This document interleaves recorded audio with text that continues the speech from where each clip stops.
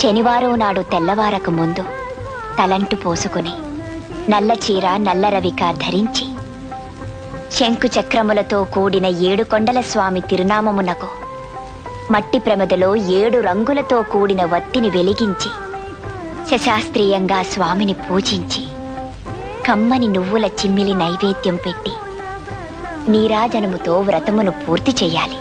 తిరిగి సాయంత్రం వరకు ఉపవాసం ఉండి స్నానము చేసి పసుపు చీర పసుపు రవిక ధరించి వ్రత విధానము సాగించి స్వామికి ఇష్టమైన చక్కెర లడ్డూలను నివేదనము చేసి నీరాజనమునిది ఒక అతిథిని ఆహ్వానించి భోజనాదులతో సత్కరించి అతిథి భుజించి విడిచిన ఒక మెతుకును అమృతమస్తువని ఆరగించాలి.